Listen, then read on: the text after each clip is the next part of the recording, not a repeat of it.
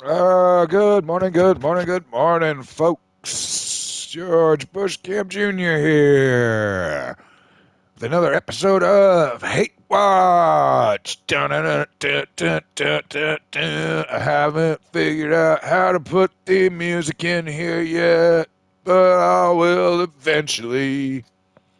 Woo! I should have thought that through, but whatever. That's what you get for listening to me. Alrighty, yeah, like I said, today is Hate Watch. And my God, again, Marvel keeps this up, and we might have to change the name of this show to Love Watch. God damn, because today we watched Daredevil Born Again, episode 3. And my, ooh, alright, it started out slow, straight up, not gonna lie. Like, first 20 minutes into it, I was like, oh, it's going to be a filler episode. Sure, whatever. Some legal drama. All right, we got the White Tiger guy. Okay, he's on trial for killing the cop and he's claiming self defense. Okay, so, but remember, the court doesn't know he's White Tiger. All right, and Matt Murdock in the first two episodes argued ferociously to keep that out. Remember that. That'll be important. Okay? Because first off, go watch the episode. All right? As I said with the first two, go watch the episode. Then come back here and listen to this. All right? Just make it your thank you for me telling you to go watch the episode first. Okay? Because from now on, here out, spoilers. Spoilers are coming. Spoilery. All righty. So, like, the episode starts off, and, we're at court. As you recall, like, Matt had to beat up some cops to stop him from killing his witness. All right. So, like, starts off there. The cop confronts Matt in the bathroom, and Matt's kind of playing dumb, like, "Ooh, I'm blind." And cop's like, "Yeah, you can also fight pretty good for, like, somebody who's blind." So they have their little back and forth. He knows something's up. And so they go to court, and Matt gets his witness there. All right. And, like, well, unfortunately, bam, the witness, like, betrays him. He's like, nope, I never knew these guys ever, never saw none of this shit. So Matt's kind of like, oh, well, that sucks. Kind of makes my job harder. All right. So, friggin', so he goes to the next one, and he's like, well, we'll just, we'll put him on the, we'll put him on the stand and have him tell his story, and hopefully the jury sees it the same way that we do. I mean, I'm just like, yeah, great, because that's how society works usually. But all right, and we get another glimpse of a Punisher cop. All right, so like, all right, that's pretty cool. Interesting. Like the first one we saw, he had the tattoo like on his like inside of his wrist. That I kind of understand, like, because this doesn't seem like something you'd want to flash. Like, you know, I wouldn't think so at least. But this dude, he got his on his neck, like right there out in the open. So yeah, that's pretty dumb. But whatever.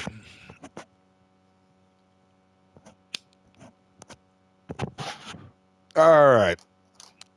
So skip forward a little bit there. We had a truck jacking going on in Red Hook, and the Kingpin is like, it's not really explained why he don't like it. It's screwing up tourism, probably because he's the mayor. He wants peace. So we go to these.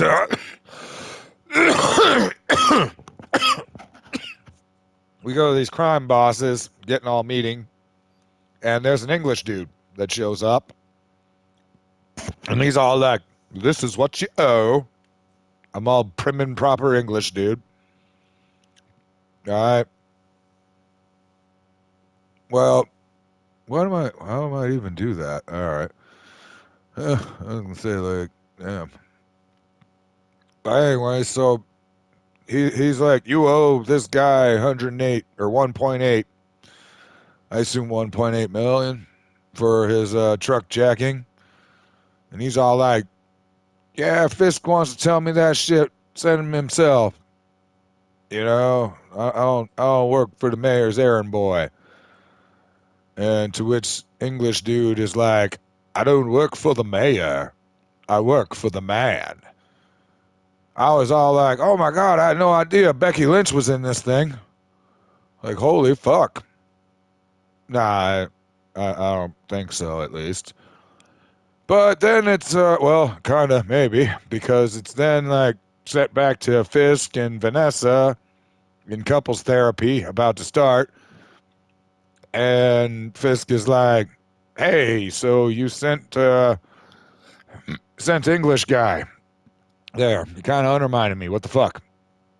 And she's just like, hey, we gotta keep this peace, you know?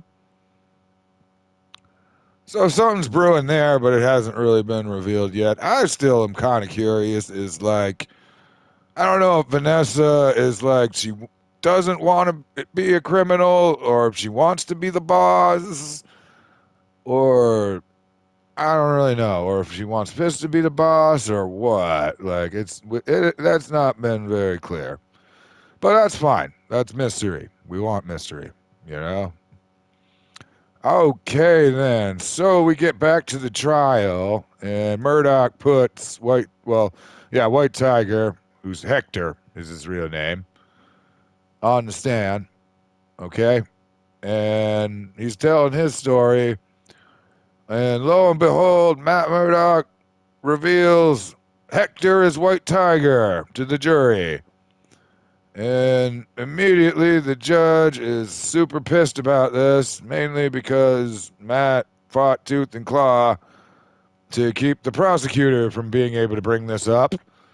And now he's bringing it up, which, I mean, it definitely fits his point there because he's like, hey, so this guy has like an amulet that gives him superpowers, but he decided to like go beat up cops without one. Does that make sense? You know? So that is enough to get White Tiger exonerated and off on friggin', not guilty. Okay. Oh boy. Oh. All right. So in response, Fisk sees this shit. He's like, says to Daniel, which we're still, I mean, he's probably somebody from the source material, but I ain't figured out who yet. But, so he tells Daniel, like, go find your friend BB. I want to report to her. And so we see BB again, and Fisk is telling her, hey, them juries, they got it wrong. This is some bullshit. This cop killing friggin' vigilante is allowed to roam the streets. It's some bullshit. See, again, this is I really hope they stay away from any kind of real Trump comparisons here because that's what could fall this whole thing apart, unfortunately. But I mean, hopefully we will. As long as they keep, I'd rather Fisk be at opposition with the cops and mayor. You know. Oh well.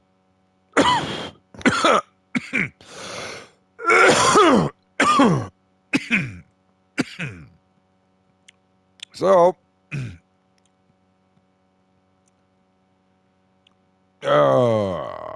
Let me take care of these bitches real quick. Uh, Anyways, so we're down to the final scene of the episode, and let me tell you what, this is a doozy right here. This is the reason why you should have watched the episode, then come back here and watch this, because this is the good one. So we get like a look at White Tiger, like full decked out in his White Tiger gear, which, I mean, I feel like that this is an example of why, like, sometimes comic accurate probably doesn't really translate well into real life, because it's like the most realistic that I could expect. I mean, if it was a comic book, it would have been like a spandex tiger suit, which I don't necessarily want to see a dude wear. If they were going to do that, then yeah, they should have kept her as the Black Lady, like an Ultimate Spider-Man, or maybe a Hispanic. I don't know.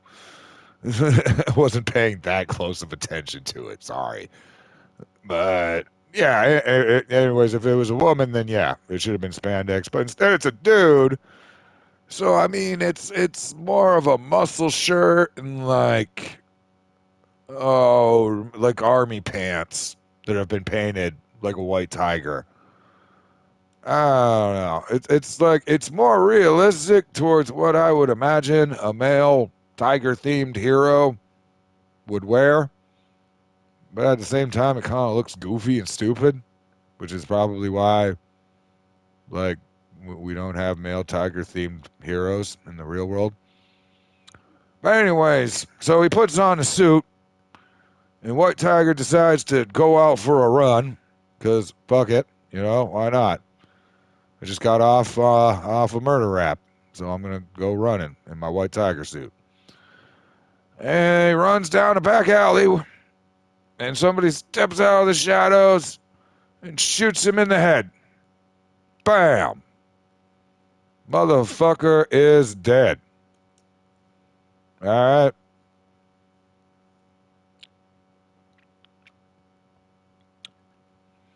Then the cloaked hooded figure steps far closer into the light, and we see the skull, the Punisher skull on the t-shirt.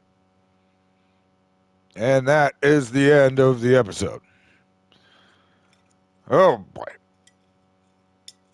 There's a lot that they're doing right here, and not a lot that they're doing wrong. I, as far as all right, I've heard people now, little bit of people claiming the show is woke. Look, I now admit I have no fucking idea what the word woke means. I came to that conclusion when Eric Kripke like released an episode of The Boys that had like a 40-minute visual rape joke in it, and like in the same week was very aggressively claiming he doesn't understand why anti-woke people like his show and insists that his show is woke. I mean, if rape jokes are woke, then I don't know what woke is. Don't get me wrong. I'm not above a rape joke, but I don't see how it's woke. Like, whose definition of woke does that fit? Whoa, does that some horse shit? But yeah, I don't know what the hell would be woke about this show. It honestly, like I said, I don't know enough about the White Tiger character to know if like he was originally a man or originally a woman. I know that I only knew of her as a woman from that one place. So I don't know. Sure.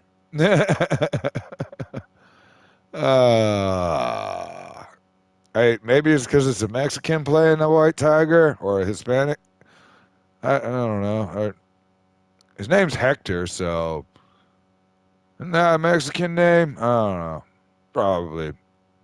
I don't know.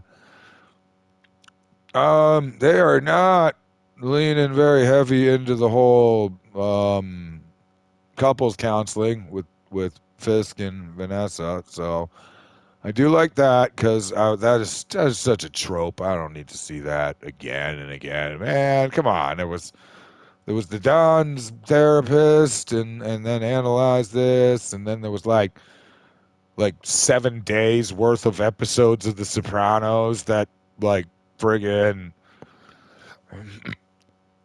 have explored the hilarious possibilities of being a therapist treating a mafia boss.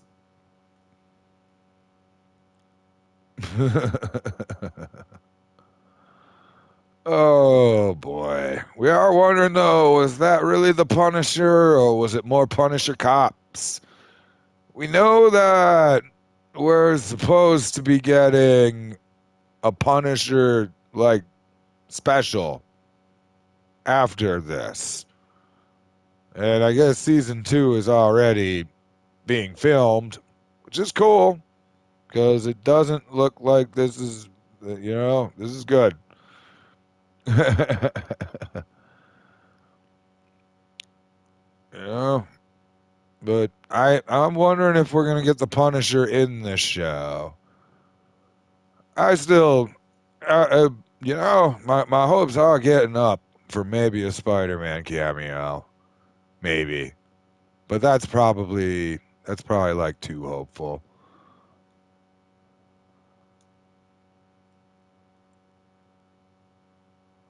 Holy shit! I need to get across that finish line. Oh, all right, folks. This has been Hate Watch. Let's see where we go. Like I said, keep this up, Marvel. It'll become Love Watch.